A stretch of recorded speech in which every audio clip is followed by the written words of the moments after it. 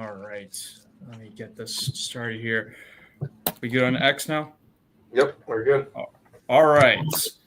Let me say this to the basketball fans, just to this is going to annoy you a little bit because I did make a comment about the draft day movie. What is two things I have common with the NFL draft and March Madness here, ladies and gentlemen? The one main thing is people will care about only once a year, folks. The March Madness will care about maybe the first couple rounds, the first, second round. NFL draft will care about the first night. And what they most importantly care is about watching Draft Day, the movie, which is top 10 in Netflix right now, ladies and gentlemen. So go watch it for your annual. It's not like Groundhog Day. No. Groundhog Day, get that out of here. It is draft season. It is draft day. It is the time to go watch Draft Day. So you haven't already, go watch it on Netflix. Right now, if you don't have Netflix, well, go find the DVD version or go find it somewhere else, probably on Amazon. But go watch Draft Day because it is draft season here and it's hosting in Green Bay here. Let's go, folks. All right, let's head to the intro.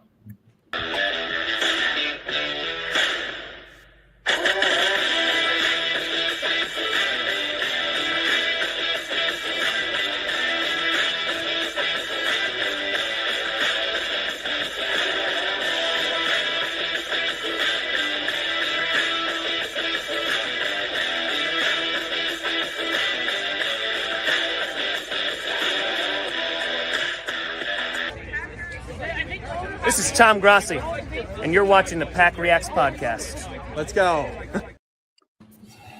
That could not have gone perfect here, ladies and gentlemen. An intro from the X and the YouTube finally. I think that's the closest we've ever had, Mike. I will say that. But welcome to PackRects here, ladies and gentlemen. I'm your co-host, Jeremy Hallett. On for other hosts to make it pronouncing right, because Mike called me out on that, was Mike Arvonio. Did I get that right, sir? You got it right. There we go. There we go. And, of course, we have our guest on like we had on last night, Matt. Today, we got Caden Sunila here. We got him. Make sure to get his name right as well. And, of course, we're going to be talking about the draft. We're going to be talking about his fan experience of, how he became a Packers fan. What is going to be the most high expectation he has for the Packers this upcoming season in the offseason and the draft, most importantly here, ladies and gentlemen, at the end of the video or the stream here. I always like to say video because I always do too many videos. But at the end of the stream, of course, folks, is we'll be doing our mock draft. And Kane's got pressure here, folks, because last night we didn't get graded because we used a different site. But we had Big B start off, and he somehow got A's on every single one. So no pressure here, Kane, but you got to get a good one here, sir. Yeah, I don't. That man gets lucky, but yeah, he knows. I've seen his draft sheet that he put out, and he also sent it to me, and I'm like, yeah, that's I love going through and mocking stuff, but he does it to a whole another level and takes it so far in advance. So I'm like, yep, I think I'm good with what I'm at, but so yeah, we'll see how well I do. Yeah, the competition between Big B and Caden started for our football game in Lambeau after the She Said TV meetup. So you got to make sure to keep that competition going to this mock draft. So it's good. And then not only do we have Caden joining, but we have Jordan Love too in the background. I like the. The lovely. Is that a fat head right there, or is it's a cardboard? It's a knockoff fat head. I ended up getting for the holiday season. Okay. It is a realistic height, so it is 6'4", and I've tested it, and yeah, I love. He's in the corner of my room watching me 24/7. It is not weird at all. No, but it's a great great background for the show, so I love it. Thanks for bringing that. So the way we kick it off with guests, just to give you some background on PackRects, I feel that from the podcast community, the Packers blogosphere, there's so many better shows when it comes to the X's and O's and the Packers football thing. So what we kind of find our niche to be is, we love to have guests on and different people from the Packers community and kind of hear your stories. So, what made you a Packer fan? What you love about the team? What you love about being a part of the Packers Twitter or just online community? Just your experience. So I'll kind of kick off the mic to you just to give our viewers a background of yourself and how you became a Packers fan. So I am originally from the Chicagoland area. My mom grew up being a diehard Bears fan, and my dad grew up being a Packers fan. I love telling the story that the first thing when I was born was that the doctors took me away to get me cleaned off. And then as the doctor was bringing me back into the room to hand me off to my mother, my dad stopped the doctor mid-track and took me and put a Packer beanie on my head and then gave me back to the doctor. Then the doctor gave me to my mom. And then my mom knew immediately from that moment that I was always going to be a Packer fan instead of a Bears fan. So that's kind of how that started. And from there, I've attended many events. I've gone to games. I've just loved expressing my expression as a fan and the sport of football in general. I played it all the way up through high school. And then at the beginning of college, my freshman year, I decided to get more into the content space of creating stuff for the Packers and about the Packers. And essentially being like, oh, I want to express my fandom further, as I already was such a diehard fan, as a lot of my friends throughout high school knew, who were all Bears fans and who gave me shit a lot. And essentially, creating online content through TikTok. I did a little bit of podcasting and YouTube videos, and then just kind of growing, getting to know, connecting with people, making friends, getting to know you guys. One weird fact completely is that through all this, it's like kind of getting to know people more than I originally thought. Like I joked with Big B that I kind of forced like friendship with him upon completely of, hey, like I knew you. Like, I don't know, Jeremy, if you know this, I think I've been following you since like pre-pandemic, funnily enough. Wow.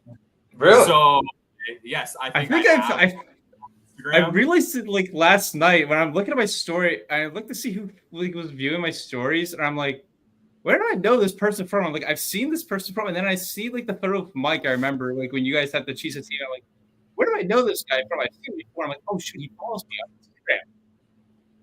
So that's where I like tell a lot of people really, and that's where they kind of realize it's like I've always been like pre-pandemic, like 2019 to like 2021. I was the just regular fan on Twitter, barely any interactions, more or less just liking posts and being like, oh, chill.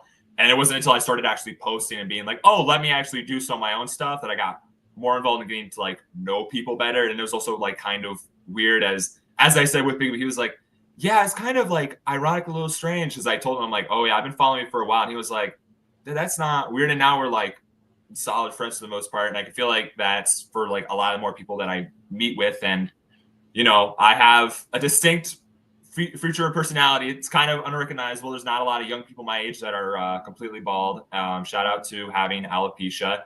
And yeah, I've enjoyed my fandom, love creating content online for people to enjoy. That's kind of my whole brand and idea. And then, so. Nice. So literally a Packers fan from birth. Pretty much. Beanie was made, and it was a good thing your dad got there first. Because who knows? Maybe your mom had a beanie somewhere that was a Bears fan, and we would have been enemies otherwise. So yeah, I would have been. I would have been doing something else then instead of doing this, or I would have been to the dark side, which would have been terrible. Nice. You said you played football all your life. Just curious, what do you call position you played? So, Mike, I'm a massive human being. Right. I'm 6'4.5", 230. Wow. I grew up playing offense and defensive lineman a lot. Funnily enough, I had terrible asthma growing up. So my nickname on the football team was Wheezy, because whenever we did gassers or sprints, I would wheeze a lot. And one of my proudest moments in plays ever was at nose tackle. And I don't know if you got, I feel like I did it first before any college or NFL player, in which the center was in the middle of snapping the ball but didn't let go of it, and I ended up swiping the ball away, and that was my distinct only recognizable play, and I had a fumble recovery. So I want to say there was the Eagles defensive lineman Jalen Carter tried doing that once or twice. Yeah, I did that all the way back in like Pee-wee football, and that has been like my number one thing that I've done. And then in high school, just regular rotationary player and so forth. But yeah, loved the game since I was young. I played it from since I was 6 years old all the way up to senior year of high school. And yeah. It's good. And honestly, the nickname Wheezy, you couldn't get better as a Packers fan with Lil Wayne being our, Yeah, I know. I didn't put it together there completely. I was just like, That's good. Yeah, no, I don't think Jeremy, you didn't play football either, right? No, the only football I ever played was backyard football. That was my best. I was very good at tackling. Wide receiver, CB was my go-to spot. I mostly played safety in my neighborhood is what my go-to spot was because I would read the field because that was like my favorite position because I would like wait to see where the quarterback's throwing. I'm like, either block it, get him somehow. I always win the one-on-one battles. So that's the only football I had. I did play flag football in college for my intermediate league. I did win the flag football, I will say. Nice. I think I used to play flag football too, but nothing official. But I think Caden, you might be the first guest of the show who's actually played football before. So there you go. I'm sorry to say that Big B, he played football for that's true. I think 1 year or like a year and a half, but that was only back when he was in like elementary or like middle school. So, but if we're talking like long term, more than just like 2 years, then that'd be the first. That's probably it, unless somebody that we don't know. We didn't mention it, but probably. But you're bringing the actual football knowledge to the show. Yeah, no. But that's good. No, what do you call it? Jeremy, I echo the very nonchalant backyard football game. Caden does know I can keep up with people on. You can. You kept up with those elementary school kids. That's right. They really did a really good job. When Big B was on, we were joking about the girl from North Dakota. She was really good. The one whose birthday it was. Really, really good. Yeah, she was really good. And then there were like these two really younger guys that joined, and one kid was like super fast and was running down the sideline. But no, that was a fun time, and that's. It goes to show you the power of something like Titletown, where they take basically a Kmart parking lot and make it into something that is really fun in the backdrop of Lambeau Field. They have, obviously the football field, but then they have just regular, ping pong, bocce ball, all this stuff. But then also the ice skating rink and the what do you call it? Snow. What do you call it? Tubing, right? It's the tube. It's the tubing. That's the word I'm going for. Yeah. So it's just a great event, and I think anybody who's going to the draft that hasn't been to Green Bay before is going to be up for a treat with the Titletown area and all the NFL draft experience stuff, which is just going to be in addition to what they have. So, Caden, one of the big reasons we wanted to make sure we got you as a guest on the show was, since you're from Green Bay, I believe you have some. Maybe some inside knowledge in terms of some of the events that are going on. So just curious if you know of anything that's going on with the draft experience, what people should be looking out for if, they're going. And if not, that's fine too. Just curious what you know about the draft as a resident Green Bay. So it isn't as much as a resident of Green Bay that I know of a lot besides the my main thing that I was waiting on was mainly the where are they putting the stage, which they've announced that going right Snackville. They're building it right now. It's massive. Right. But I do have previous knowledge while I was growing up in Chicago, as you guys didn't know, that the first 2 years the draft was on the travel, it was hosted in Chicago, in downtown Chicago, in 2015 and 2016. I did attend both those years when I was very young in elementary school. And for the most part, I could say that those are the early days of the draft. And I could say that some of those things could be, I guess, applied to where it is now as more or less the draft experience of, there's the 40-yard dash, there's long jump, there's the high jump. There's also the inclusions of fake weightlifting. They also have other smaller activities and so forth. I know they kind of replicated it too also for the combine experience that I did see and go to last year, which I saw. And then I want to say for other stuff, they'll probably have a Madden setup, a truck or so forth to show that off. And then my guess is I think there might be a few things like Sandy's or other parts to show maybe history of Green Bay and so forth, or hey, some cool things about Green Bay. I know one of the distinct things that I remember specifically from the Chicago drafts in 2015 and 2016 was the Skittles station, in which you could fake sitting in a tub of Skittles. And then I could say the other generic stuff's going to be all 32 big NFL helmets, and then all the fake equipment stands where you can put your head on and act like you're a player and so forth. But for the most part, that's kind of all I know. I mean, my main thing is that I kept asking people and trying to figure out was where are they putting the stage? What's kind of layout going to be? But after hearing like kind of the idea and so forth of, they mainly want the player to come out on stage, get their jersey, and then when taking the photo, have the backdrop be the crowd and Lambeau Field in the back. I'm like, no, it makes sense for where they're putting it right in front of the Resch Expo Center. And then I just know they're probably going to have alcohol stands and then mainly some probably Wisconsin themed other stuff. But yeah. Yeah. No, I'm looking forward to it. Jeremy will not be making the trip to Green Bay unless he.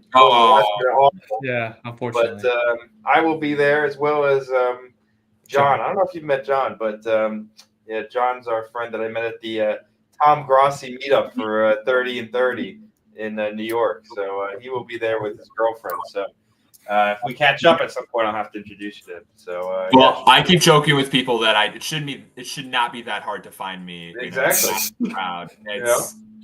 Yeah.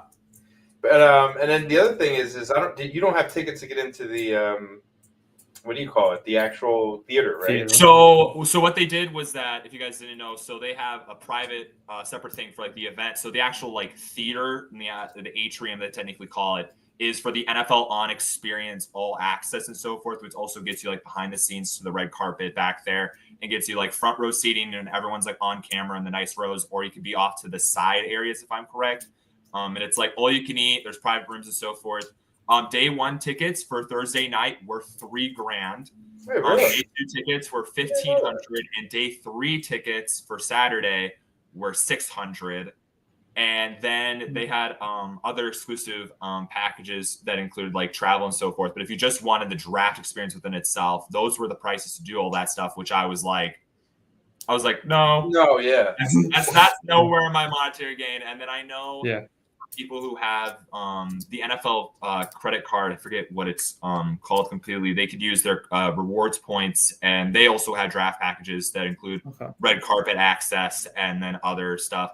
Also, there's supposed to be like player signings, and then like photos are supposed to be happening throughout the event, which the only player that I think has been confirmed to be like who's going to be there in person so far is Jalen Milroe. And that's just because he's been rising up in the drafts. And I think that's just funny that one Alabama quarterback is the only person confirmed so far. But I think we take a guess that possibly like Cam Ward or Travis Hunter is going to come. But I keep saying to people and so forth, thinking that it's like, I feel like there's some angst and animosity towards Green Bay and people being like, I don't want to go out on stage when it's like 40 degrees outside possibly, and it's going to be cold as hell.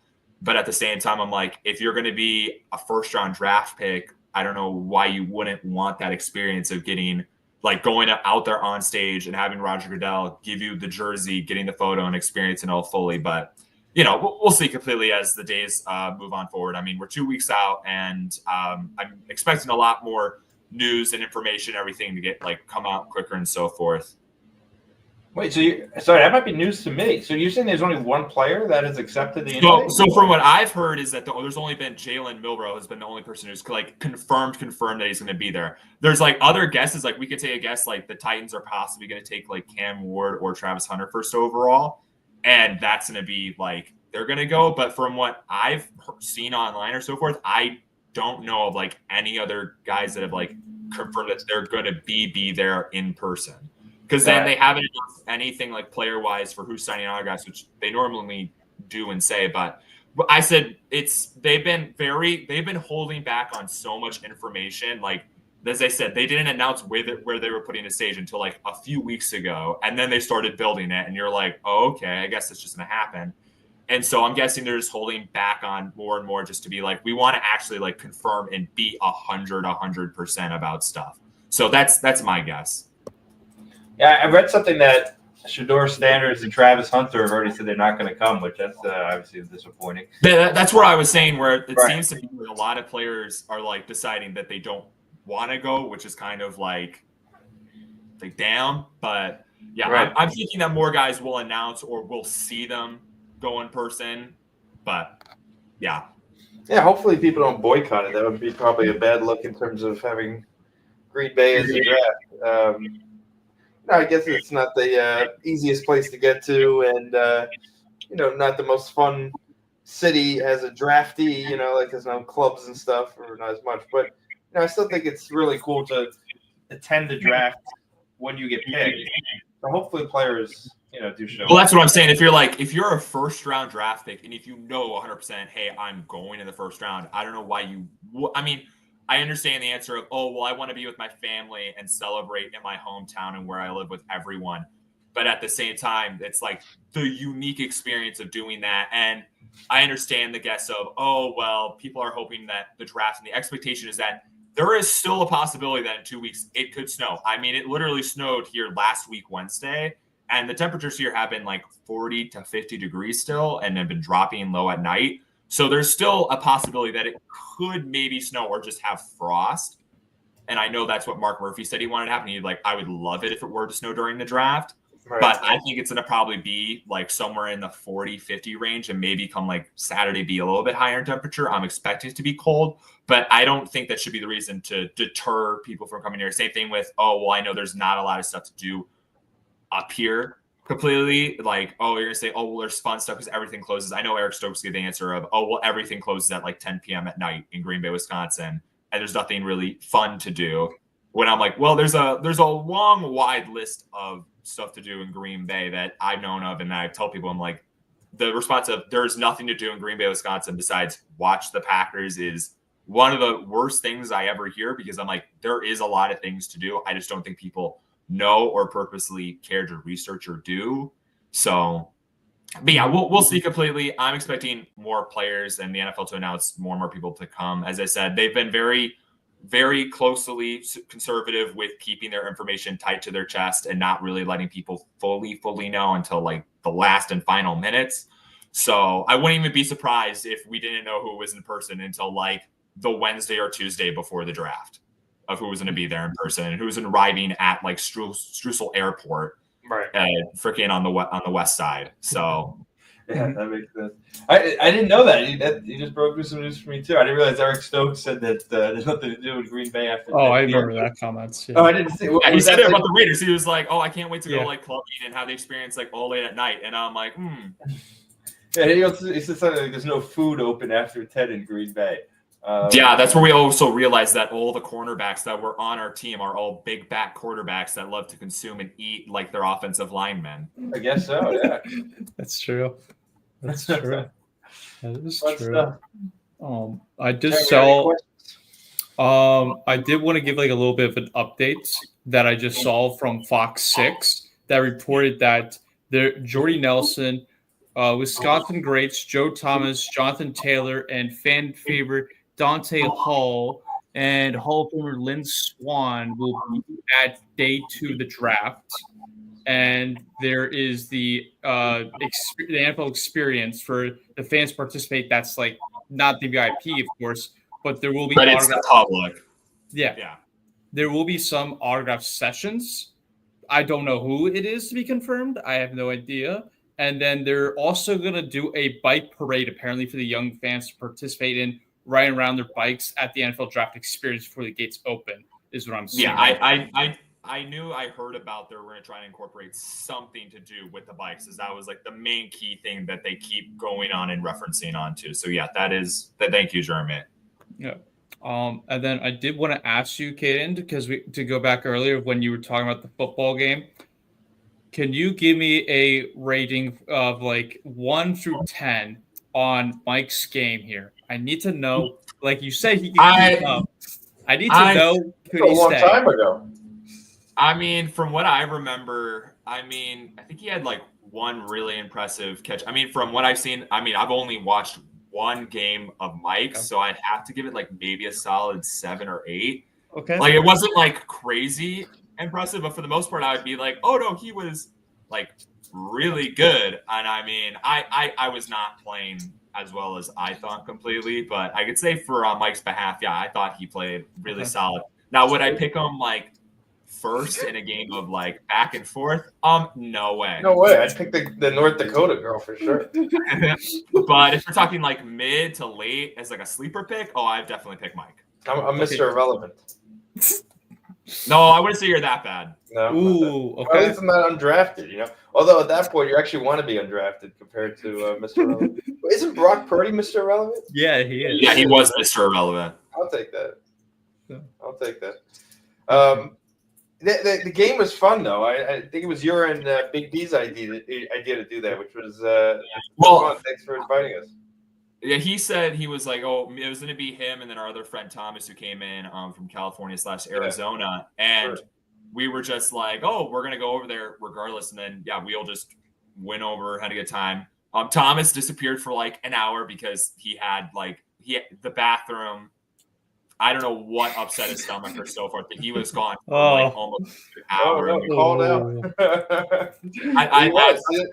It happens. I understand as someone who has gut health problems. You gotta go. Or if you have something happen. I agree. I understand that one too. I definitely do. But it's all right. We had a good amount of people there, so it didn't hold us up. So. That's good. I was thinking we should make that a more routine thing after every meetup every year, or like expand it to what do you call it, the blogosphere a little bit. Yeah. Maybe like add like a charity component or something to it too. It'd be cool to have like a more organized way. So it's something I mentioned to. What did I mention that to, Jeremy? Big B, right? Yep. Yeah, I did. Yeah. So. Yeah, you're gonna want wide receiver 1 Tom Grossi dusting your ass into the ground. Is that what you want, Mike? I'll be cornerback. I could take Tom. Tom. And look, Jeremy actually has a combine video out that you'll see later on. He's gonna be our kicker. Okay. But well, I have experience as kicker. I've done 3 NFL combines. I can say I can throw pretty good and good punting. I can say that too. If you need a punter. Well, you know what, Jeremy, you got to show up to Green Bay and stay longer than one day in order for to play. So, see, that's Jeremy comes to the games, but he stays in like Madison or Milwaukee at his family's house. So he only comes in for the actual game. So we can't, Well, I mean, if he comes in, so if it's like game day and it's like a noon game, and then he stays all the way, and then we do something at like late at night, that would be a possibility. But well, we'll see. Next year, Jeremy, you're gonna have to come with us, and what do you call it? You come with us. All right, cool. Any other questions? I have a few. I wanted to get your thoughts so far in this offseason for the Packers. Like, there's some people that say we didn't get a wide receiver. Like, that's so great. We did get McCole Hardman, who was a nice addition, but they wanted a true number 1 wide receiver. And then last night we were talking with Matt that they were paid for Aaron Banks. I wanted to get your thoughts of, like, were you happy with the free agency moves? Were you not happy? What did you still want? What is your impressions from this Packers team from this offseason? So I could say for the very least, I did not expect them to make any big moves this offseason, especially after last offseason and getting Josh Jacobs and Xavier McKinney. I knew everyone had high expectations. It felt like being like, oh, we can go out and get some big name guys. And I sat back there and I'm like, I would not be surprised if we only got like 1 or 2 players and paid very, very cheap. Like McCole Hardman and what we paid for him, which was like 1 year, $3 million or so forth. That is the type of move I fully expected. But to go get like Nate Hobbs, I think the Nate Hobbs position is really good because when he is healthy, I could say for the most part, he's really solid. Aaron Banks, that I didn't fully expect, and including for the fact that we gave him 4 years, I think it was $66 million. I did not 100% expect that move. I was kind of like, oh, we got an offensive lineman. Sweet. And then I was doing the thought process in my head. I'm like, so with Josh Myers leaving, that kicks Elton Jenkins out to center. And then Jordan Morgan is going to have to probably compete with Rasheed Walker for left tackle, when I think Rasheed Walker the last 2 seasons has done an absolutely phenomenal job at left tackle. And I feel like the guard position, which if you actually think about it, going out and getting Aaron Banks was probably forced the cause, because during the wild card game, our left guard and right guard both got hurt and at separate points. And we had just the holding calls with the one, I forget the guy's name, with the one player. And it was just like, it was not good. And that was probably their main thing of, because it seems we have depth at tackles and center, because Elton Jenkins could play any spot on the offensive line, which I absolutely love him. But I think there's kind of we need a guard. And so going out and getting Aaron Banks is really solid. And I mean, overall, I know people were like, oh, the Packers did terrible in free agency. It was like they didn't have a good offseason move. I mean, I'd give it like a C+. I mean, they didn't address the needs of everyone being like, you need a wide receiver. And I mean, people are like, you guys were boasting that you had so many wide receiver ones. And I'm like, and guess what? Stuff changes. Christian Watson's going to be out until week 14 next season with his injury. Romeo Dobbs dealing with mental health issues. Oh, Jaden Reed and Dontavian Wicks both have severe dropping problems. And Malik Keith and Bo Melton are really good, solid wide receiver threes and rotational guys who, when needed to step up, can step up. So I'm kind of like, stuff changes. I'm not going to be here and sit here being like, oh, well, in actuality. But so overall, I think they did fine. Yes, I understand people want to get a wide receiver, but I'm looking forward more to the draft because the amount of wide receivers they've been talking with and looking into, who knows? Maybe, just maybe, the first year in forever they decide we pick a wide receiver first round in the draft. But yeah, it could happen. Yeah. But with the Jair situation, what do you think of like? Do you think there's a lot of people saying he's going to get cut, but do you think it's like trade, like a draft day trade way after post June 1 cut? What are you thinking here? So I know from what was heard and reported completely, my thoughts on Jair was if both him and the team are just disgruntled completely and don't want to be each other, I think it's easily enough that he should just be cut. I understand there was no trade value there in the market that they looked at. But if there's any willing opportunity for him to maybe come back, I'm like, for how the contract is, and also even if Jair is healthy for 6 games, that is better than I feel like having a rookie or someone like that come in and play, and I take it, especially with how big Keyshawn Nixon and then Carrington Valentine stepped up last season, and then now that we got an addition in Nate Hobbs, and how like depth-wise we're really good at safety, I would not have a problem bringing Jair back, which I know a lot of people just hate and they just want him gone completely.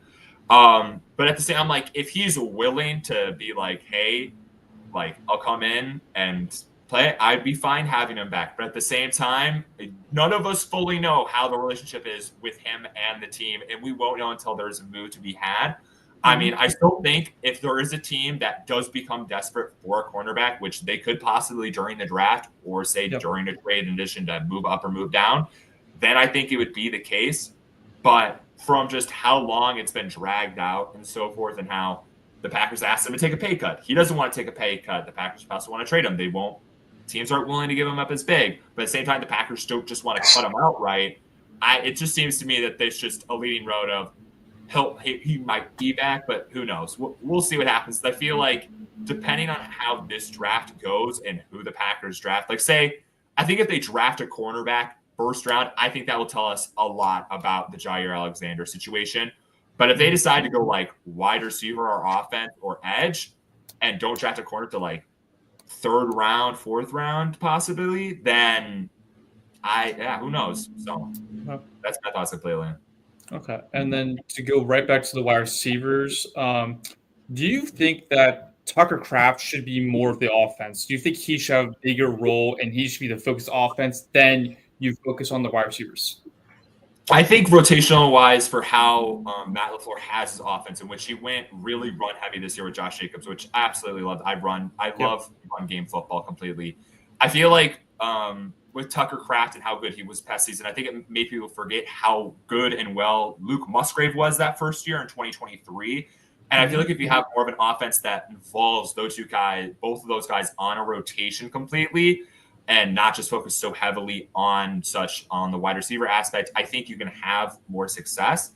And I think the more ideal fact was that because we didn't have a wide receiver on, we had to rely so heavily on Josh Jacobs, which I understand that probably annoyed the hell out of him, which is why he talked probably all those interviews about, I want a wide receiver one because I don't want to have to be running the ball 30 times a game, which is like, I understand it's some running back streams, but for Josh, I get it. Exhaustion and so forth is going to get to you. So I think completely underpart. I think it'd be great if they get Tucker Kraft more involved, including with Luke Musgrave. And I think it's just, it's a seeing point. So. Gotcha. Mike, you have any questions? Yeah. Since Jeremy took the football, I'll go back to draft route. Just curious, as a resident of Green Bay, what are you looking for in terms of like the logistics around the draft or how the city handles it? Like, what are you curious about and interested to see how it plays out when it comes to just having a huge event like this in Green Bay, which is a very unique situation for a city like this to have a national event with fans from 31 other teams around the country. Well, for one, I think the NFL choosing Green Bay, I absolutely loved. I agree full-heartedly on Mark Murphy's attempts to try to get the draft to come here. I absolutely love that they did it and they chose this place. As for the more, I understand the concerns and worries about the foundations of, they don't have the infrastructure, they don't have the roads, and they don't have all the proper hoteling and traveling. And I can say, for the very least, for what I've seen and heard, the cities around and the counties around upper North Wisconsin, and even like trains and busing, they are putting a lot of heartfelt effort into making this be as best as possible. Truthfully, my only concerns is just the possibility of, is there going to be 300,000 people possibly showing up night one? And how is that going to look like in Green Bay, more specifically in Lambeau Field at Titletown, and how that whole area is going to just look and be compacted. And I understand also the safety of not only just like the buses, but also the cars and everyone driving around. And because I understand last year it was in Detroit, it's been in Chicago, and how all those have looked completely, and it's more compact in the city. And it's a lot more tight and compacted in Green Bay completely. And, besides just, it's said, the stadium's smack down in the neighborhood, and you just have a whole bunch of people wandering neighborhoods. And I think the other concern is just like, how drunk are people going to possibly get? What altercations could possibly happen? But I think overall, there's a lot of high expectations. I want as many people possible, even though it's going to be terribly crowded, and I probably will complain at certain points like any other person who's going. But I think just for the overall aspect, just to show like, hey, this is a test run to show that Green Bay can hold events like this, and for future reference, and being like, maybe we can get a major band or host another big event. I know we are hosting a college game next season for the Wisconsin Badgers. And so I think it's going to be overall really swell. I think that what they have in place is going to work. I'm full in trust within the city of both Green Bay and Ashwaubenon with the Packers and what they have in place. And I can only hope and wish that everyone has a positive and wonderful time and experience while there. So. Yeah, I think you hit the nail on the head right there. I think it's a very big test of an event like this in a smaller city that doesn't necessarily have the public transportation infrastructure of a bigger city. I think that's the big difference here. You can't just hop on a subway and get to, the area. Yeah. And I think that would be what's interesting is the car aspect of it, like where the parking is. And actually what you mentioned before we went live about where you were going to park. Usually for games, I park on the street. I'm not going to say what street so no one takes my spot, but no, it's like usually pretty easy to get spots on the street and stuff. But I think for this, I'm probably going to try to find a spot really far out that I think they're going to have shuttles, that'll take you cars to Green Bay. Because I'm staying in Appleton, so I didn't get a hotel in the Green Bay area, but I think it probably makes more sense to use the shuttle to get to the draft experience and get to Lambeau, and then take the shuttle back out and park like all the way out as far as the shuttle goes. So that would be a recommendation I have for people, just because, I would think if there are going to be 300,000 people, there's going to be a lot of cars, much more cars than you would normally have for a game. And, if anyone's watching who's never been to Green Bay before, it is very much, at least with the Lambeau area, a residential area. There's literally houses around the place. There's residential streets and stuff, which is really actually convenient for games. But for an event with 300,000 people, I don't know if I want to get my car anywhere near there. So I'm going to, keep my rental car pretty far away and then try to take public transportation. You're just a lot more nimble when you don't have a car, So I think that's the plan that I have. But it'd be interesting. I think, go ahead. I was gonna say you could just wait for how you usually see in sports fans, they get so hyped after the championship win, they destroy the street. Just wait for the Packers to take an offensive line, and then they keep pushing your car over, and then they flip it over in the middle of the street, and they say bye. Yeah, can you imagine if they pick a wide receiver first round and the amount of people they're going to celebrate and go buck wild just because of that? I think they're going to go crazy. regardless when they announce the draft pick if they do announce it in the first round. Mm-hmm. That's an interesting question. How many people do you? Well, because this is actually interesting, right? Do you think it's going to be a majority Packers fans, or do you think there's going to be a good mix of fandom from around the area, right? Because think about it. If you're coming from other parts of the country, you might not know how to get to Green Bay. It's not super easy to get to Green Bay, right? Like if you fly, there's not really many direct flights. You have to do a connection. Yeah. And it's pretty expensive to do the connection flight. So most people are going to probably go to Chicago and drive up, or Milwaukee and drive up, or even Minneapolis and drive in. So it could end up being where, there isn't as many people as we think, because, really when you think about it, the draft isn't – it usually drives a lot of people, right?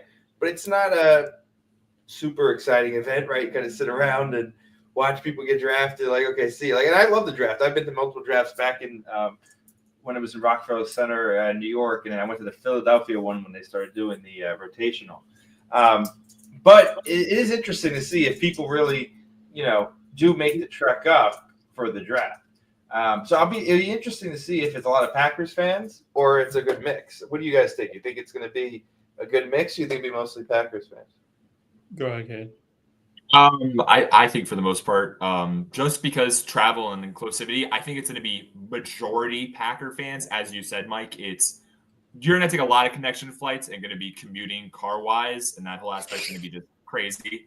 So that's making me think, too, and along with the fact that even with, media personalities and other fans, I think it's going to only be the diehard people that want to be in Green Bay who aren't Packer fans. And as for everyone else, it's going to be, I feel like, majority people who are going to be either from Wisconsin or just the general Midwest area, just be like, hey, let's see how it is. And I think you're correct by saying that people are only going to probably want to stay for 1 day or 2 days, and they aren't going to want to stay. Well, not a lot of people are probably going to do be there the entire week of the draft in Green Bay. Because as I said, once you do the experience and stuff, which is going to be waiting in lines and hanging out, I said, my whole aspect is when I get to ask me, was like, well, what are you going to do? Sit around for sober? And I'm like, my whole thing is just connecting and meeting people in person for the first time that I haven't talked with in forever. I've never met in person. I've only ever chatted with over video call or online. So that's kind of my whole thing. And I know I'm going to be going to all 3 days because I have people who are like, oh, I'm only going Thursday, or I'm only attending Thursday, Friday, or I'm only attending Friday and Saturday. So I think the aspect of that many people coming is going to be really interesting. And I want to say the more accurate number that I think the city is closely projecting to, and I think Corey Banke also said to, is closely 270,000 is the more closer accurate number. But, truthfully to be honest, I think it's fully up in the air, and we could have a lot more, we could have a lot less, but I'm going to hope and just pray for the aspect of Green Bay and also just the event to be as good as possible, that we have more people. But I think, we'll see completely. So. Yeah, no, I'm excited. It should be a very unique experience. And I do think that a lot of people that make the trip are going to be Packers fans. If you think about it, right? I almost think it's and I'm going to call Jeremy out a little bit here, but Jeremy's in school, so he's okay.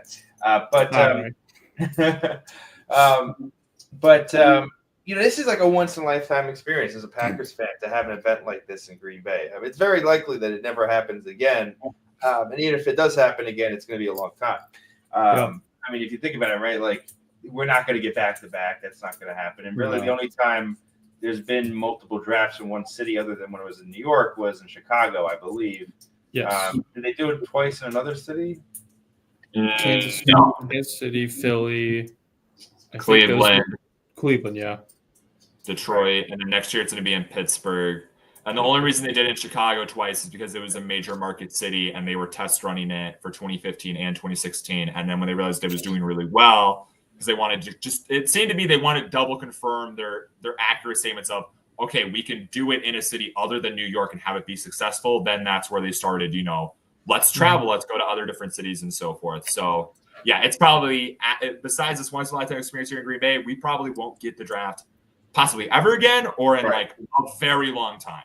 Agreed. Mm-hmm. So I think as a Packers fan, you almost have to come. How can you not go to this event? Because it's so unique for it to be in Green Bay, and like I felt like almost like I just have to, like, even if it's not, look, I got to a lot of drafts, and I like the event, but normally I wouldn't travel for the draft. I'll be honest. Like, if it was Kansas City or Detroit, like, am I really going to spend all this money to go there for the draft? Probably not. But because it's in Green Bay, I have to go, right? Because I'm a Packers fan. So I guess what I'm saying is it's probably unlikely that a lot of fans from other teams spend the money, figure out the logistics. I will tell you this. I don't know who I was talking to. It might have been somebody. I honestly don't know who I was talking to. But anyway, they were saying that they knew somebody from the Giants and that worked at the Giants. And I guess the Giants needed to. So here's one thing the NFL is requiring. So the NFL is requiring teams to fly out somebody from international. Do you know how each team has like their own international market? So they're requiring each team to find a fan in that international market and fly him to the draft. So somebody was saying they were talking to somebody that worked for the Giants, and she was like, annoyed that she had to do this because it was like so hard to figure out the flight for this person coming from Germany. And then, it was like, there's no hotels in the area. Like, what do I do? Like, we have to do this. Like, we have no choice. So I don't know. Apparently, they were annoyed about the logistics behind it. I'm just curious to see what the turnout is, and I think it's going to be definitely a very good turnout. But I'm just curious also what the makeup of the fans are, because it really makes sense if you're a fan of the Dolphins, right, living in Miami or somewhere else, to come up to Green Bay for the draft. Where the first night's kind of fun, and I actually like the second night too. The second night's pretty fun because there's two nights at the Friday night. But then, what is there to do on the Saturday? Let's get serious. I don't even know if I'm going to stay for the Saturday unless I find something else to do. I might go take a ride to Chicago or something to hang out. But, for draft-wise, I don't even watch the Saturday day of the draft. I'd rather just watch the picks come up on my phone and sit there all day.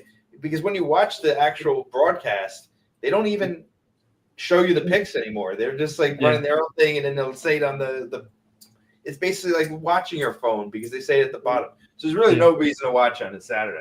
But for Thursday and Friday, of course, that's going to be a fun night. So hopefully the weather is good because there's going to be no hiding from it. We're all in the elements. It's not like you can go inside and into Lambeau if it gets too cold and hang out and get a hot dog or something. It's going to be a lot. Yeah, that's right. Sorry, bro. Thank you. No, it should be a very interesting event, and I'm excited for it personally. So, I would say for me, Mike, I think it's going to be majority Packer fans.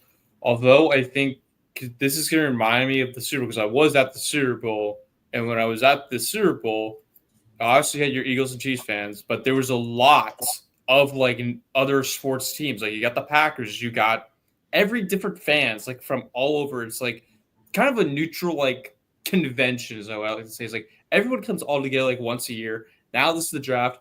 I think for the first night, it's going to be a little bit more diverse because of like how you guys just mentioned, like at the first night, everyone gets hyped. Second night, maybe. Third night, obviously no one's going to care. Like that's obviously going to be the high turnout for the Packer fans the third night. But I think like, as Mike mentioned, like it's a once in a lifetime opportunity. Packer fans have to come, and unfortunately, I will not come. But to go back to that, of like how I mentioned with the international people, like look at this blogosphere that the Packer fans have. What are we known for? Is like Packer fans all around. Like you look at Cheesehead, you look at PackRects right here, Tom Grossi. All the fans are going to come out of nowhere from the Packer Nation, from like France, Australia, Germany, any country. They're coming out. They will pull out more likely than a Dolphins fan from Miami. That is more likely to happen. So I think we're going to see a surprise like cavalry coming in from like, oh, okay, you're going to see the neutral fans come in. Well, wait till my big army from all the other countries swoop in and boom. That's where I think it's going to happen. Is it's going to be majority of Packer fans. First night, I think it's going to be a little more diverse. But as we move in through like the night, we're going to see a lot more fans, and especially the international fans for the Packers, because they are very huge for international fans, for Packer fans. Very good. And my other question, kind of unrelated, but the other big thing that happened in the offseason, other than obviously free agency, the draft, the combine, whatnot, is the owners' meeting. So just curious what your thoughts were for the Packers being the team that tried to ban the tush push from the Eagles, of course, and what your thoughts are. There were some rumors that Mark Murphy was kind of did a favor for Roger Goodell to what do you call it? Put that Trade. because he's on his way out. So I'm just curious what you thought about that. If you were hoping that it got banned and whatnot for both of you guys. So I would have to say, like, when I first heard it, I was like, really, guys? And then when I heard more of the rumor and the fact that we were kind of doing a favor for the rest of the teams, especially now that we know that the vote was tied at 16-16, I truthfully think that the idea of it and more for them around, like, it is a play that's just kind of unstoppable, and with how players are trying to handle it, and I understand the aspect of there is no injury that has been known to cause from it, but at the same time, I'm just like, I understand if it don't work, don't you continue to do it? You have to find a way eventually to stop it. Someone will, and I'm just like, it's just getting repetitive, and I want a sport to where it's like you don't always know what the other team is going to be doing, and just knowing, oh well, we can't stop it. It's like, oh, completely. So I would say for my part, I was first on the aspect of I don't really think it should be banned, to where I'm kind of now at like the fine, let's just do it. Because I think with the amount of teams that showed support, and even for the teams that were like, no, I don't really know, at this point, I'm just like, I understand everyone says the NFL is the no fun league, and everyone's like, it's just one singular play. You can't ban it. But for how long they've been running it and so forth. And I think the Eagles can do a lot more than just push a whole bunch of bodies. And I think as long as we have it be you can only use one player or you have to set it up a certain way, I think you can retool it wording wise. You have to ban the exact formation, but just like description wise, because I know other people are saying, well, the Packers did it with Tucker Kraft and using a quarterback sneak. And then would that refer essentially to pushing the pile or running back further downfield on a run? I think if not anything, it just needs to be retooled and essentially rewritten to the rule book. I don't think it has to be outright banned, but I think some things do need to look forward and be changed. So, Now, for me, I'm from the Philadelphia region, so I have to deal with Eagle fans calling me out when it was first reported to us. I was like, all right, I see the point. Like, I was like, your thoughts, Caden? Was like, at first, I was like, why? This makes us look so soft. And then I did hear rumors apparently that the Lions were also involved in doing the like banning tush push as well, like proposal. But I was like fine either. I'm fine either way. If it gets banned, cool. If it doesn't get banned, I'm fine with that either. But I think the big thing that I get very annoyed with the tush push, like I was think it doesn't like I'm fine if like a successful paid, that's fine. Obviously, there's the talk of like it's not a real football play; it's more of a rugby play. I've heard. I agree with a little bit of that concept, but the big thing that really sticks out to me is the formation. The formation really annoys me because every time I see it, whether it was in the Super Bowl when I was at the Super Bowl, or especially watching in the Packers Eagles playoff game, or you see other teams do it, the offensive linemen were so far off of like when the snap of the ball, and like you could clearly see that they're offside. It's a legal formation.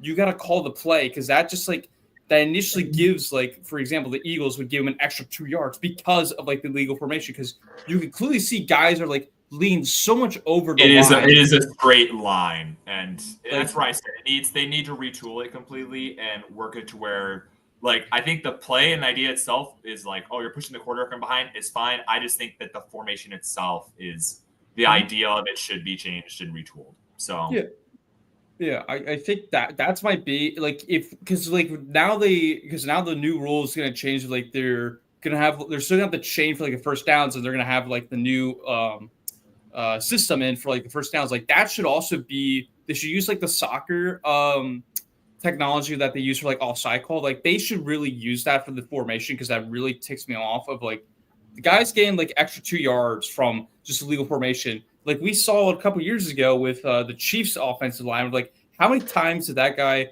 false start and he got away with it? Like there were so many times. Like that needs, like they made a whole offseason about that. Like that's my big issue is if you get the form, like I'm fine. Like again with Caden, You're fine with like doing different formations, all that. It just needs to get like the formation correctly. Like you can do the same exact play, like the Jalen Hurts or the Tucker Craft. I'm fine with that. Just get like the right offensive line in position that like they're checked in. Like do not be offside. Not going to warn you. Like that's my issue with it though. But yeah, there's really not many rules that got changed this season. They made the touchback, the kickoff permanent, which I'm not a huge fan of, I'll be honest. Yeah. But they're not going to change at this point. Once they did it, they couldn't really go back. But they are moving into the 35 on the touchback. I don't know, did you guys hear that? I did hear that, yeah. So it's going to be very unlikely that people do touchbacks anymore. Yeah. And the postseason overtime rules going into the regular season. So that's really it. They didn't change the because the one controversial was like the lines were well, there was two that the lines were posed was legal contact is an automatic first down. They argue shouldn't be. That I kind of was fair in the lines because I kind of agree that like, it's a little cheap call there if like you're pushing like barely. I think that shouldn't be a first down automatic. Like I think maybe a 5-10 yards, yes, but like not a complete automatic first down. I don't think that should be. And then the other one was like if you win the division, should you host the playoffs? Like host like the game. That was very interesting to me. I was heavily on like the division winner because I'm like they earnedly won that position. Like you're guaranteed, even if the team sucked.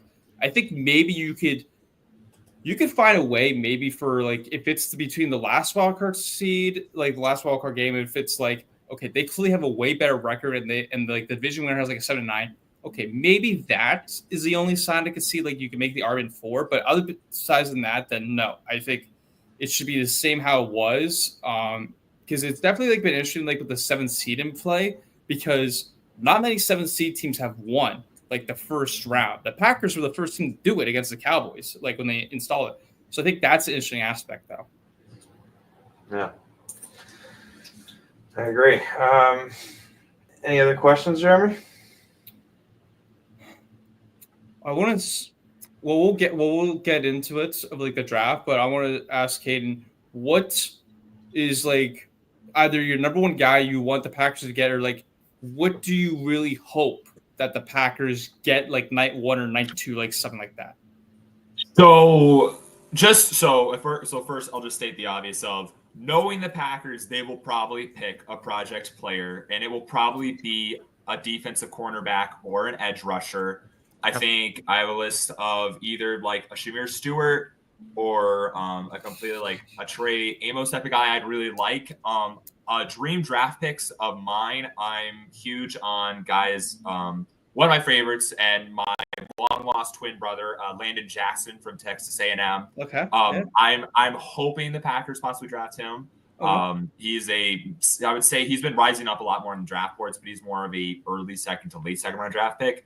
But truthfully, I really think this is the year to be like, let's go get a wide receiver. But at the same time, I think they'll just stick with the defense just based on the fact of you don't know about the Jair Alexander situation. Mm-hmm. You know, our defensive line, we didn't get a lot of sacks last year, and seemingly that just seems to be an issue of pressuring. Mm-hmm. And then it's just kind of we need depth, and I feel like offensively, if Jordan Love is 100% healthy and doesn't have any injuries occur, I think that offense is a lot more successful even with the guys you still had on the team. That's fun. Mike, do you have any last questions before we get to the mock? No, I think let's get to the draft. All right. I will present it because I have it right away on my screen. So let me hit the present. Share my screen real quick. Nope, that's okay. Yeah, on YouTube, and then let me get it on the X or whatever we call it nowadays. I still say Twitter, but hey, it's Elon Musk. He has to decide what it is nowadays. All right, we all good on this end? You are good on the X. All right, Caden, now you get to decide here. Since we allowed the guest to be the GM here, you are now Brian Goonkins. You are officially the GM, and Brian's out of the office. So now you can decide how many rounds you want to do and select the draft speed. Last night we did fast. So have it your way. I look forward to you, Mr. GM. Okay, I think it'd just be easier and simplest to do. Let's just go with 4 rounds, and then draft speed fast is normally what I do just to make it the easiest and simplest.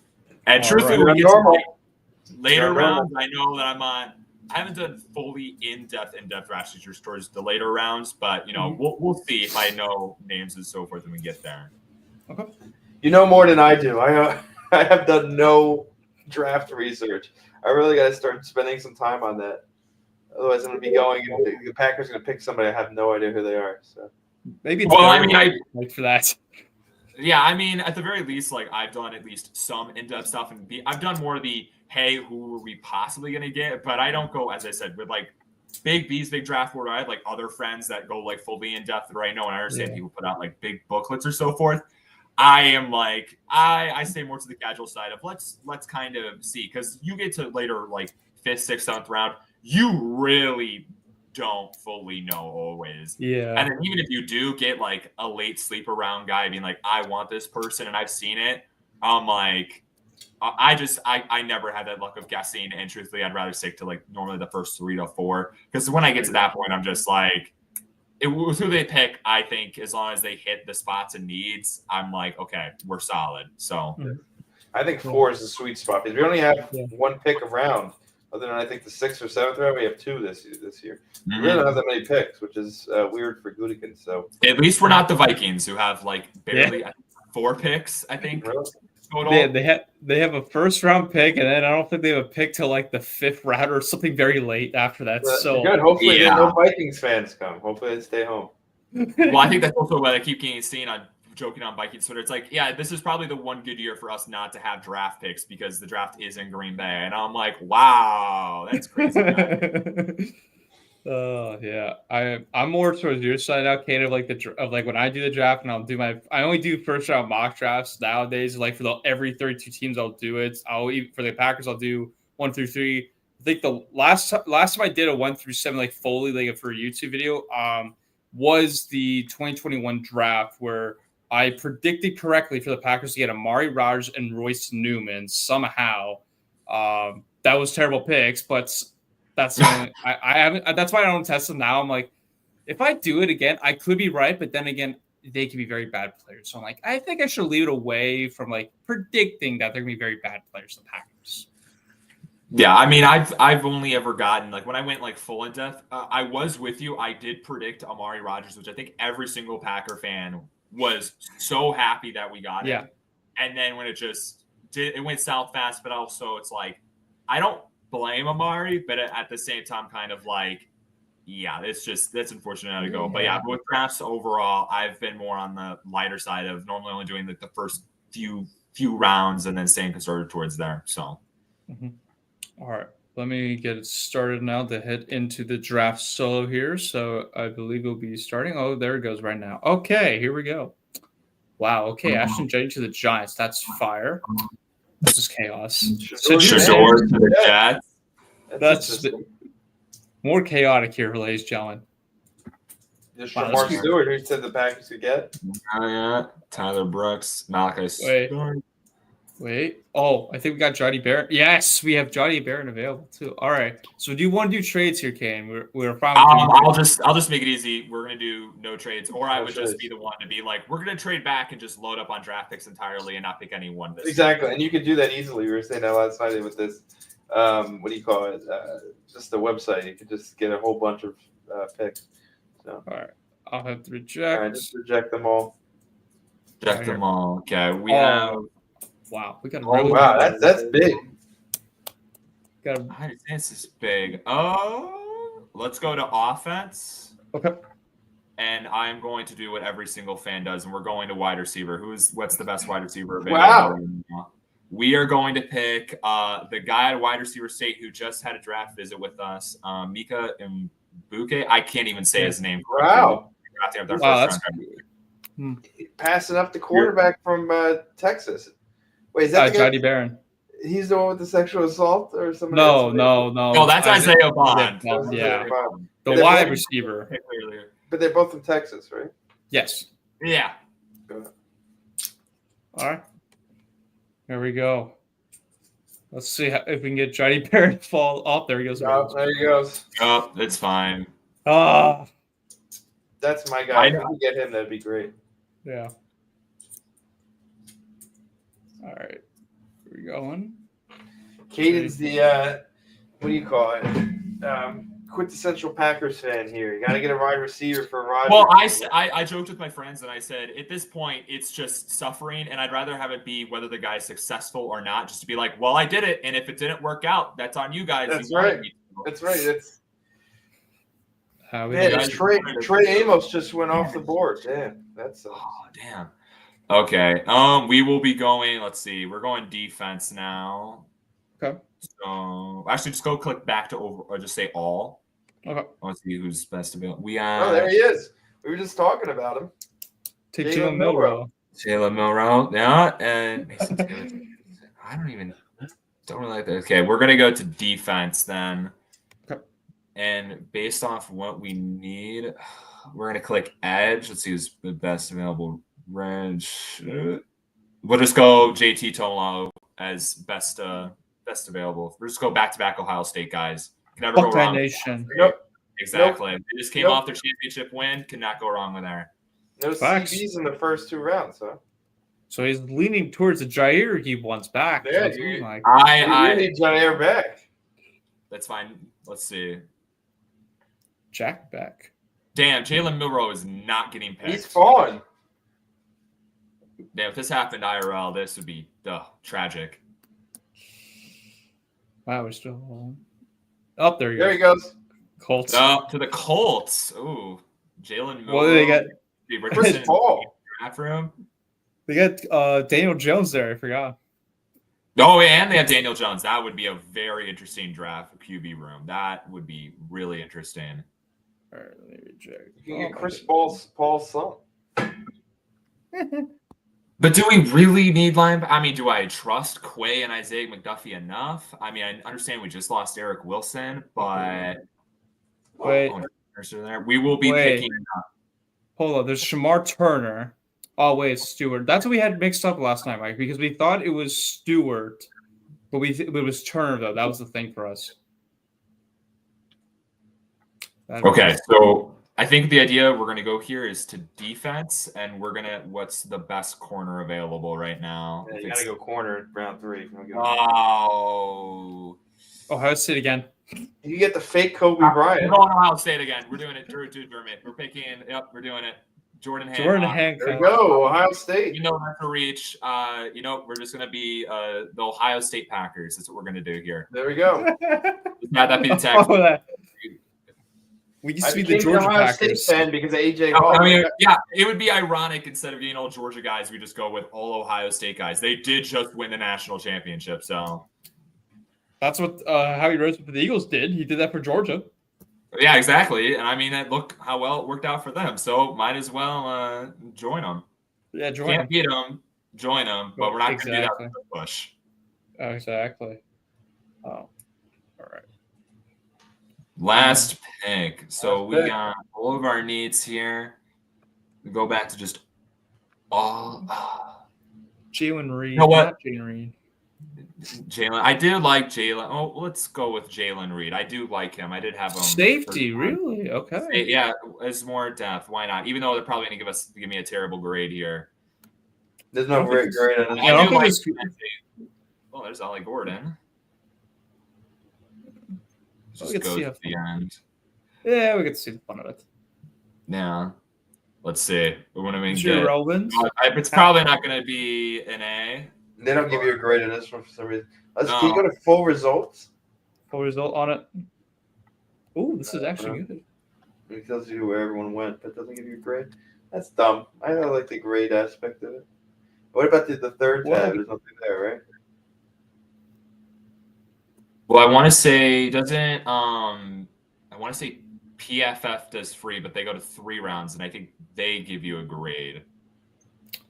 We could do PFF if we want to do that. Yeah, we'll Let's do one more. We could do that. Yeah. Do one more.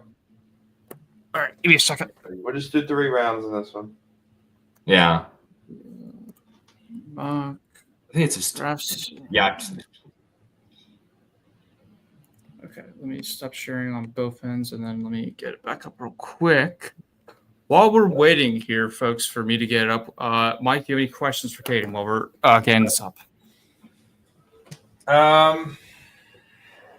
So you said you went to both Chicago drafts?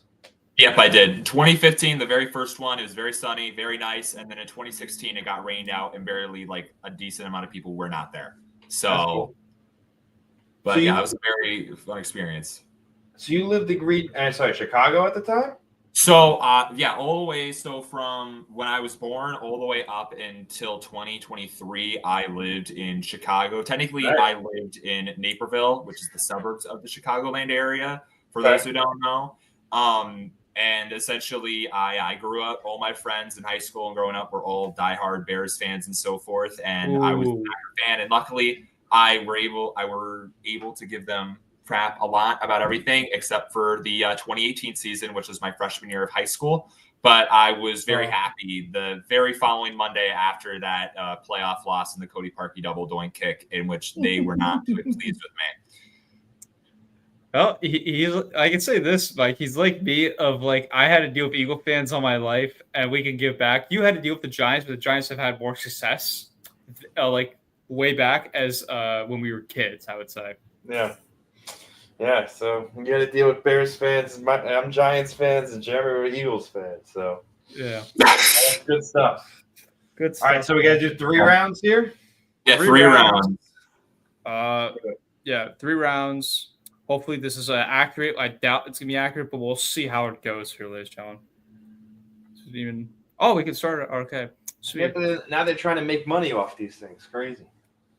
It's the game. Yeah. It's the game in today's world. I thank Mel Kiper for that, for his fiasco back in the 90 or 80, whatever he did it.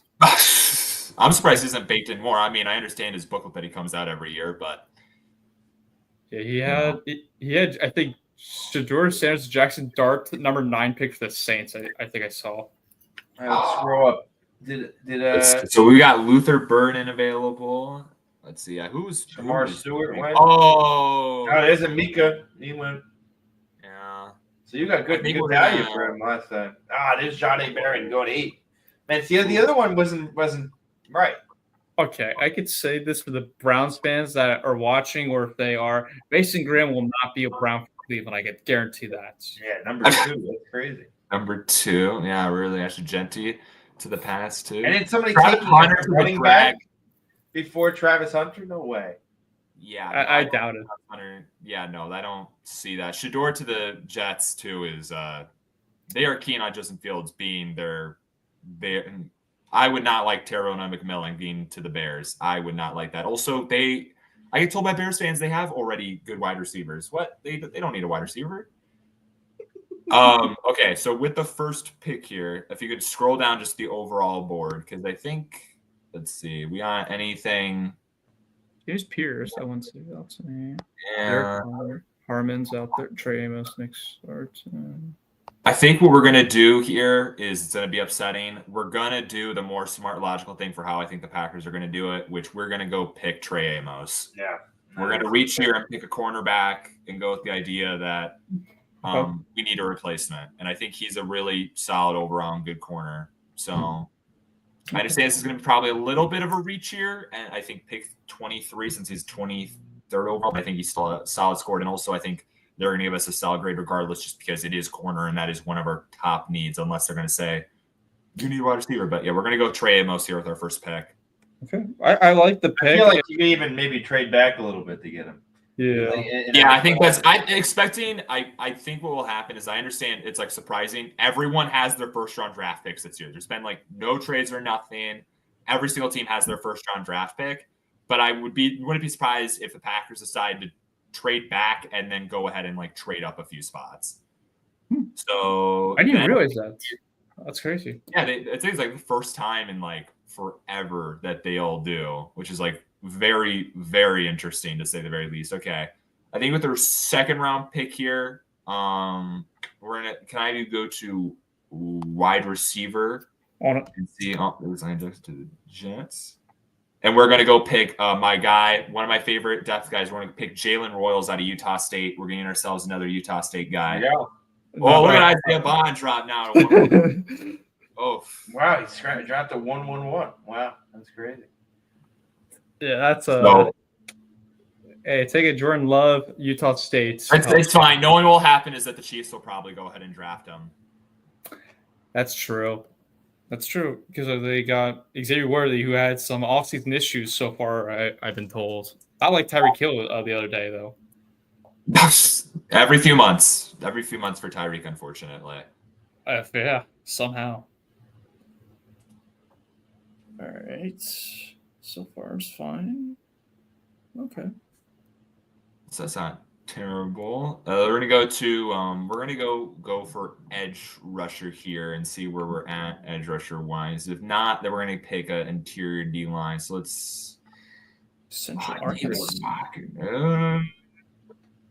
Let me see how the interior D line is. If it's not, then I might. I feel like that's gonna be like that's gonna be the first 2 rounds. I feel like it's gonna be edge or D line. It's gonna be one of those 2 picks they're gonna address. I feel like. Okay.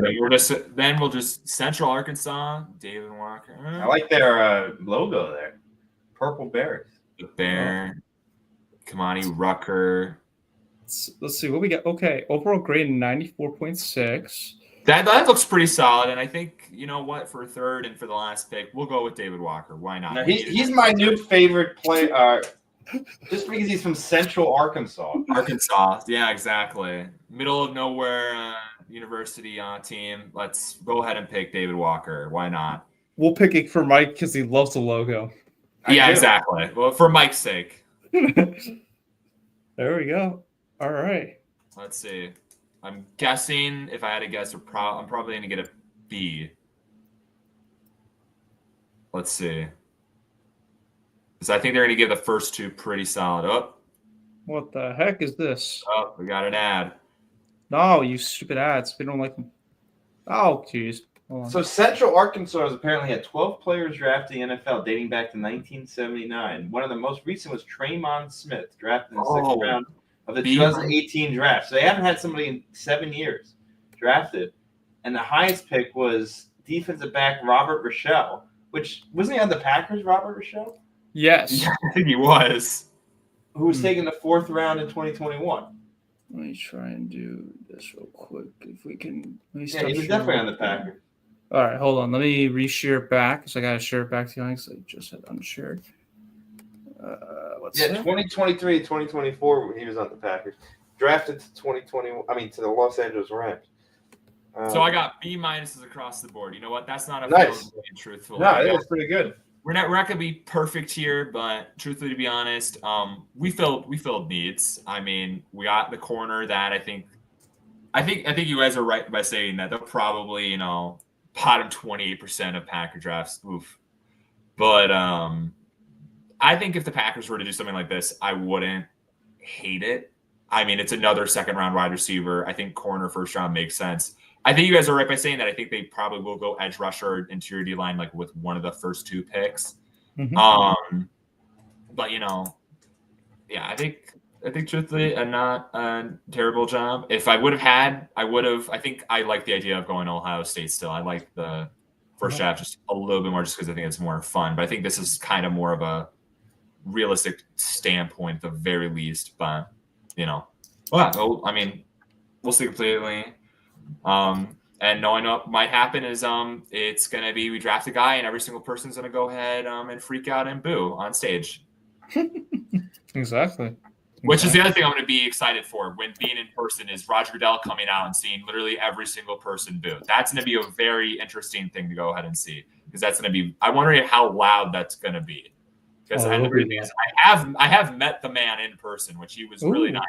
Okay. So yeah, well, we're gonna see. I did not boo him to his face. That would have been really disrespectful. I have a funny story about Roger Goodell, but I'm not going to say it on stream. I'll tell you on the afterwards.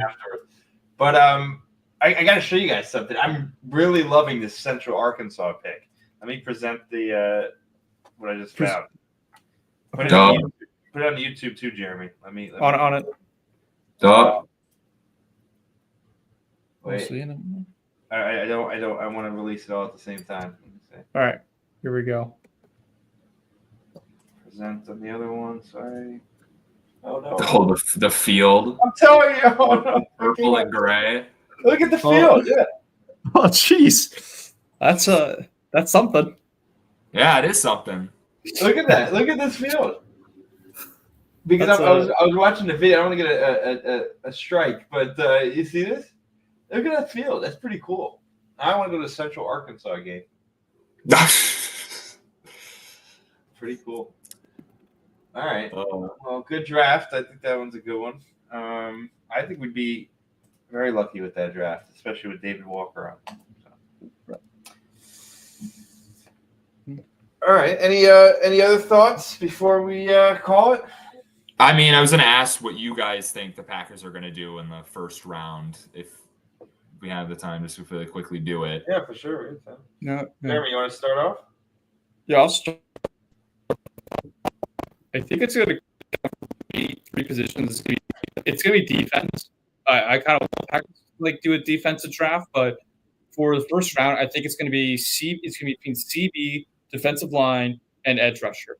Now, I'm going to rule out edge rusher. Even though like last night when we were doing the mock draft with Matt, we were like seeing how the edge rusher board was falling off so quickly after like the first 2 rounds. So I feel like edge might be more of a second round pick. Plus Brian's hopes on the Lucas Van Ness expectations this year. He's supposed to like take a big step. So from hearing about that, I don't think we're going to take edge the first round, even though I wouldn't mind it because Brian has lied to us, like where he said, come back last year. So like I'm just saying, like, would not shock me. I'd be fine with that for edge rusher. The pick I really want is CB, Johnny Barron. That's me and Mike's guys. I think what's going to be available on the board, and I think what's going to be more reality-wise for the Packers is going to be defensive line. I think Derek Harmon's going to be the number one guy on the board for them that comes up. I think it's going to be between CB and defensive line. I would love Johnny Barron, like prayer. If he's a couple picks away, I make the trade. I don't care. I make the trade, send like a next year pick because we cannot afford like a this year pick.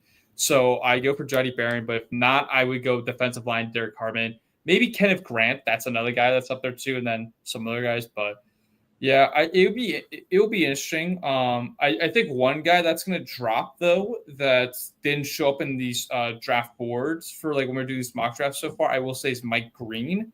Given though he had a great Senior Bowl and he had everything that happened great, he performed well. There is off the field issues that has occurred with him. So that might fall down the board and that could hopefully pick up for the Packers.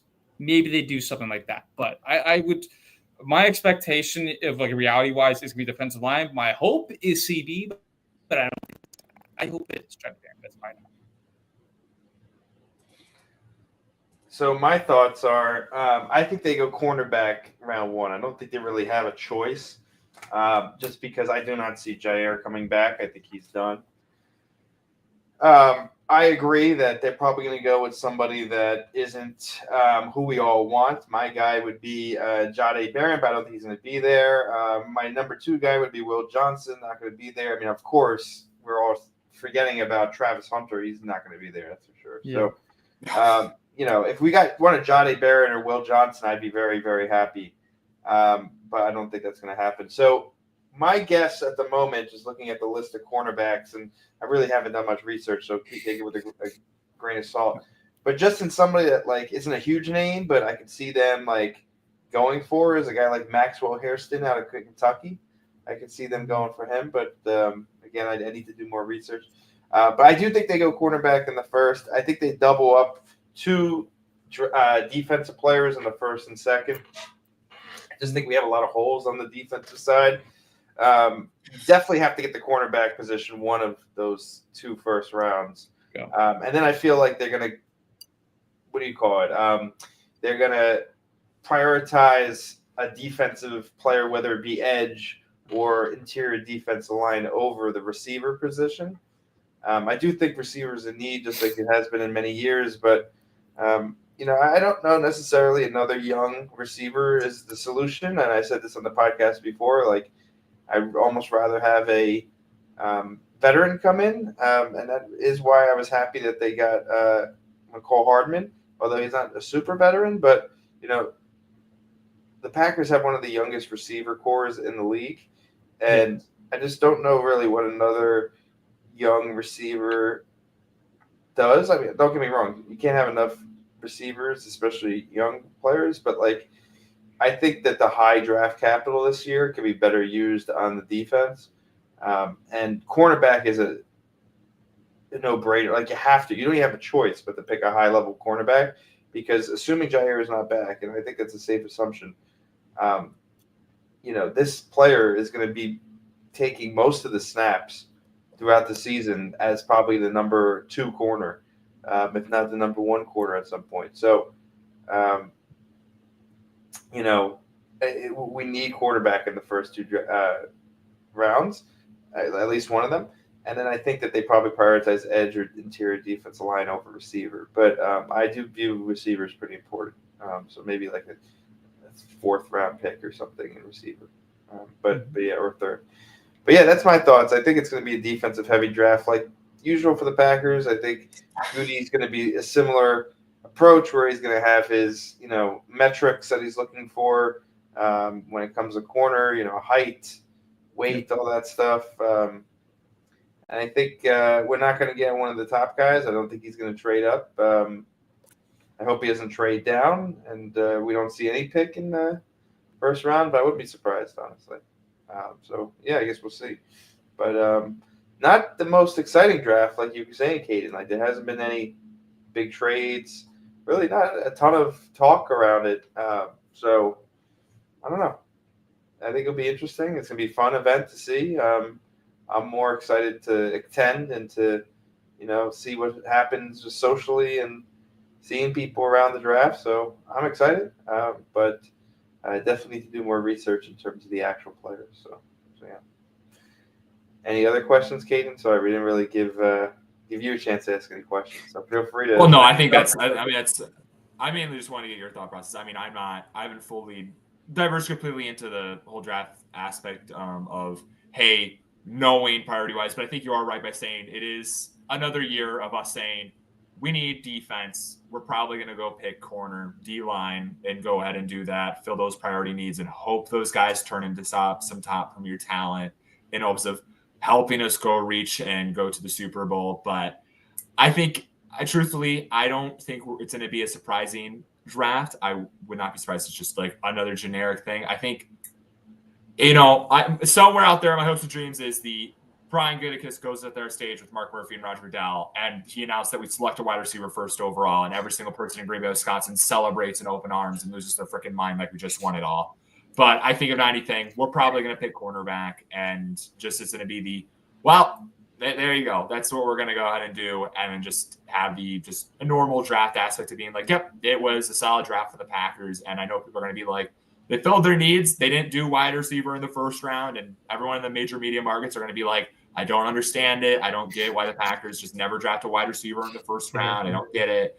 And at the same time, everyone's going to be like, well, this is just another common draft, and all I can hope for at the very least is that we get some star-studded guys and they can go out there and perform. And I mean, last year's draft class didn't do too half bad overall.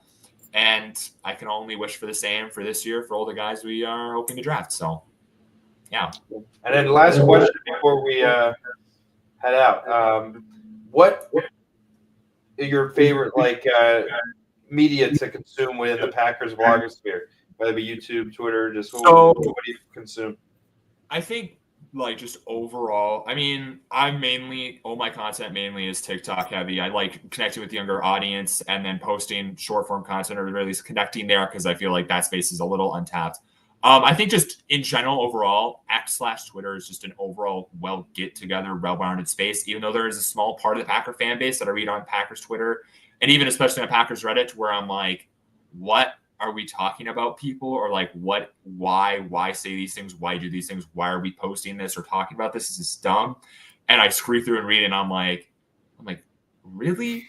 But I think it's really cool just to see more or less everyone's type of space. And as I said, I've really enjoyed over the last few years, getting to know people and connecting with people over online, and kind of more or less being like, oh, this is really weird, because it used to be I'm the viewer and the watcher, and now I'm the person that's like kind of entertainer, being like, oh, having the people be like, oh yeah, I like your stuff and what you do. So I guess they just overall, just connection wise and just random posting, I'd say X and just Packers Twitter in general, even though I think Packers Reddit sometimes is very unhinged and is also a little untapped to that sort of aspect. But they're also like, yeah, I have issues here and there a lot more. I have a lot more issues with Packers Reddit than I do Packers Twitter /X, unfortunately. But yeah, that's kind of my whole aspect. I think besides that, YouTube wise, I think we all know who's the great glorious king of the throne for Packers content, and hopefully, I think Tom's coming for the draft. So we'll see if he does an event. If we're seeing him in person, I know if he announces anything, I'm going to be definitely there. I know I'm going to have other events that I know that everyone keeps announcing, hey, I'm doing this or this, and I'm just like, okay, so I'll be bouncing probably from one place to the next, seeing people, and that's probably how it's gonna be during the draft when I run into people and talk with people and be like, oh, hey, I haven't met you or so forth, or I'm gonna be limited during this time period. So yeah, I think just overall it's gonna be a great time. I'm really glad to just be in the internet space and getting to know people and connecting more with people. I'm really glad that we actually had the space to communal talk, because it's like we never had it before. I mean, if you go back 5 years, it's only like a few people, and now it's a lot more, and it's kind of more interesting to see how like different people think, or at the very least come up with kind of talks and ideas and posting stuff. So yeah, I in general just love seeing people talk about the team and posting what they think, or any interesting subjects or sub-subjects and so forth, and or just getting anything of that sort. Because I think any additional stuff you could do, as long as it's not like incredibly negative, I greatly appreciate. And in general, I think talking positive about the Packers is always wonderful and great, even though I know sometimes it is a necessary need to talk about the negatives and about the you can't get over the hump and all of that sort. Oh, you're not doing great here. But overall, I enjoyed overall. So, are you going to the TV meetup on Wednesday? I am. I know they're doing another draft party the Thursday night, and I was asked to go and attend for that, but unfortunately, I have other stuff that I'm going to be scheduled for, that I am going to be doing and plan for meeting people, so I won't be there for that. But I will be there Wednesday. And I think the other thing is I have two other things that I think I'm going to be doing some maybe after and then before. As I said, it's going to be bouncing place to place. It's kind of deciding what times do I want to go, who do I want to be, because there's a lot of stuff. That's what I said. Everyone's posting their stuff last minute here about, oh, hey, I'm doing this here at this time and so forth. And also, I'm just kind of waiting on the idea of how bad is traffic going to be around town? How crazy is it going to possibly be? How many people are going to be here and so forth? So it's going to be I think it's going to be interesting. But yeah, I will be there Wednesday night for that. And so at the very least, if you don't see me in the draft on either that Thursday, Friday, Mike, you will see me there. If you're, I won't be there, unfortunately. Yeah. Oh, okay. I just started a new job, so my what do you call it? Negotiation was I'd work a half day Wednesday, fly up Wednesday. I have to drive all the way from Chicago to what do you call it? Green Bay Wednesday nights. I won't get there. Oh, that's gonna be a fun 3.5 hour drive. Oh, for it's you. gonna be interesting. That traffic's gonna be hell. Well, we'll see. I mean, I think I landed like 9, so yeah, I'll probably get to my hotel like 1 a.m. So we'll see. But I'm actually going to be in Appleton, so it's like 40 minutes less than Green Bay. So it's I think like a 2.5 hour drive from Chicago. So we'll see how it goes. But then Thursday I'll be there, and then Friday. Although I am working on Friday, I have to find some place to work. But then I'll sign off early. But then, Saturday I'll be around. So, we should definitely catch up at some point. But you said they were doing something on Thursday? Is that a wider thing? Or? So I think they're doing an actual like draft party on there. I don't know what it is specifically. I got asked by one of my friends, Wyatt, and to be like help out for the event. And I was like, I would love to. But the draft is in person this year, and also I have other stuff that I told other people that I was going to do, and then I have other people, as I said, that I want to hopefully meet who I haven't met ever in person. Right. It's only face-to-face, which I always love meeting people face-to-face in person and getting photos with. And my always funnest thing is, Mike, and Jeremy, you probably know this, it's like, as I said, I'm a massive human being. And so when they see me in person, they're like, over video and on call and your videos, like, I don't think you're that tall. And I'm like, yeah, no, that's what a lot of people apparently think of me. And then they see me in person like, holy it's your dude. You got to post on Twitter. Take a picture with the Jordan Love life-size cutout, that people will know. I mean, I've already. That's what I said when I posted the photo when I met Jordan and Christian Watson together in person. Everyone was the top comment was like, "Oh, that's so cool," and the second comments were always like, "Wait, you're as tall as them," and with I'm like a foot and a half behind them.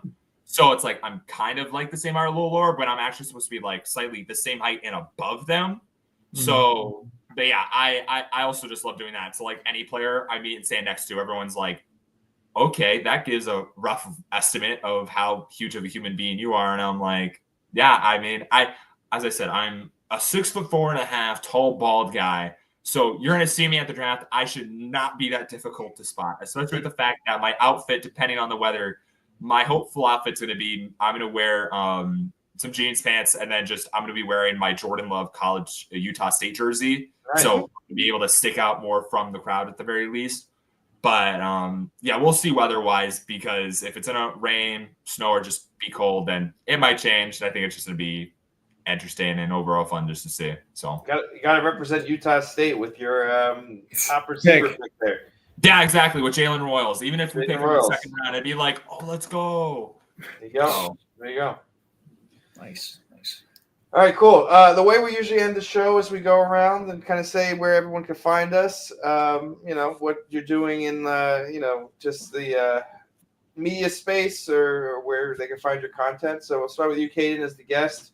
Then we go to Jeremy, because Jeremy does more than I do, and then we end with me because I'm lame, so there's not much to talk about. So no, you're chill, Mike. I like you said. You're a cool person. Thank you.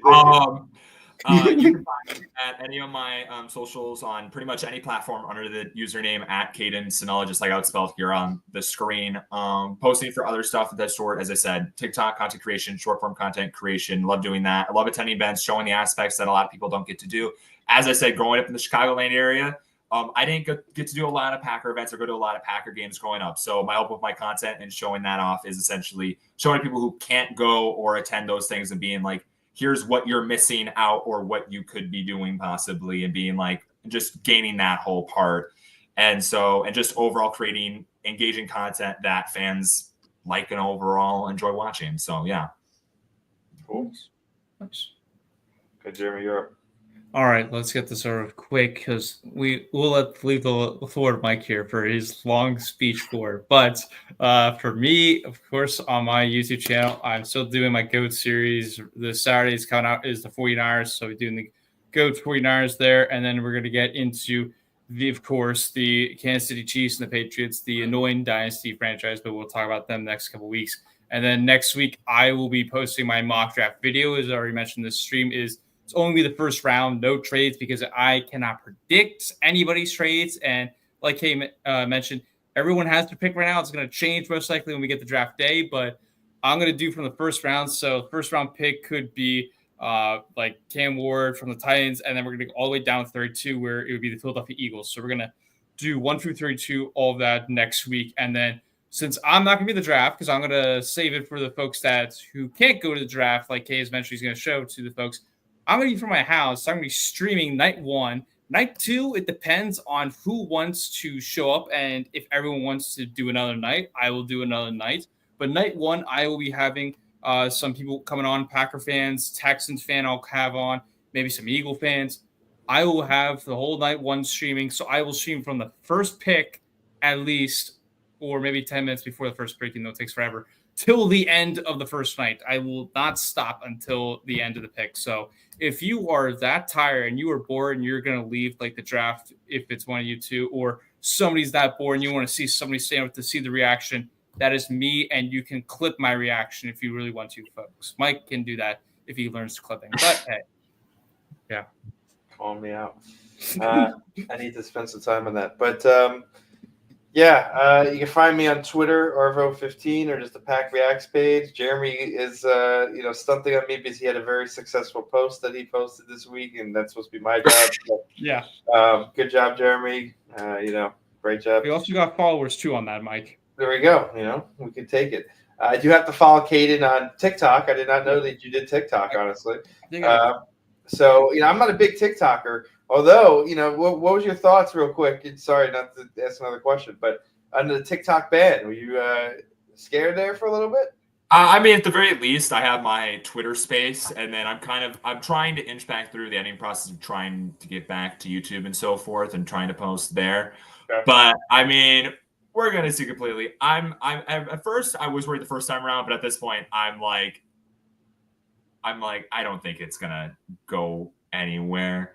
Yeah. I mean, I don't think you can do that truthfully. And then, at the very least, I always have the Twitter atmosphere in which I'll post and ideas and so forth. And if you follow me on any of my other socials like Instagram or so forth, you can always know at the very least what I'm doing or a heads up of, hey, what's going on. So great.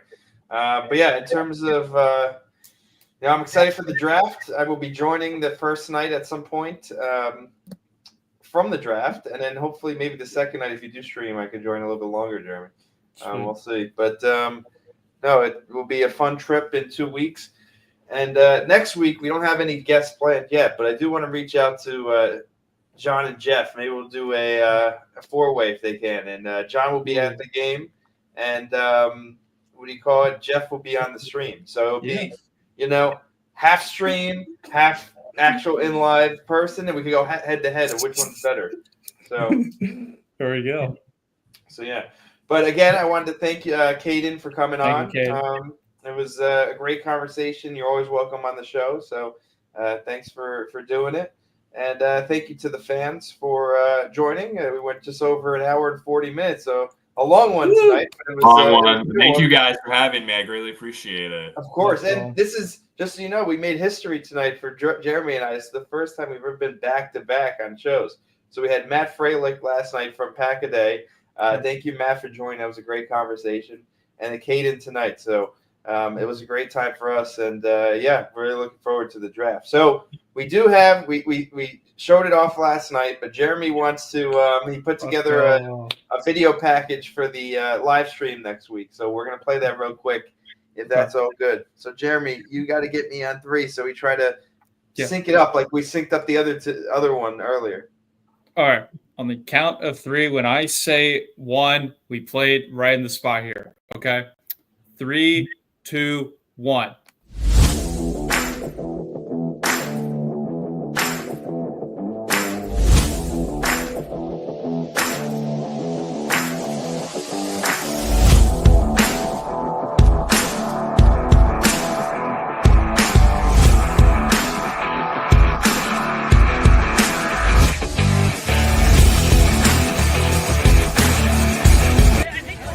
Tom Grossi, and you're watching the PackRects podcast. Let's go. There we go. There we go. Nice. Sweet. All right. So thanks again for joining. And Jeremy, you want to take us out with our normal get out? Yes. All right. So, folks, the thing that we always do on here is whenever we have a guest on and whenever it's just me, Mike, we like to say "Go Pack Go" at the end of the stream. So when we do like 3, 2, 1, Go Pack Go. That is how we end off because that's what every Packers fan always does, whether it's Cheesehead TV, Andy Herman, Pack-A-Day Podcast, Tom Grossi, mostly known for that. Caden, he'll do that sometimes. Whether it's any Packer fan, what, they will do it, and it's like the go-to chant. Like basically, it's like if you want to get into a Packers club, that's the password to get in. You gotta say "Go Pack Go" because it's our secret everyone knows it. It's like the secret language nobody knows that. If you say "Go Pack Go" to someone, then you know the Packers fan. You know it. So. On the count of 3 here, gentlemen, we will say it. 3, 2, 1. Go, go. And see everyone in the draft, Green Bay, April 23rd to the 27th, I think. So, All right. Thanks, everyone, for joining tonight. It was good.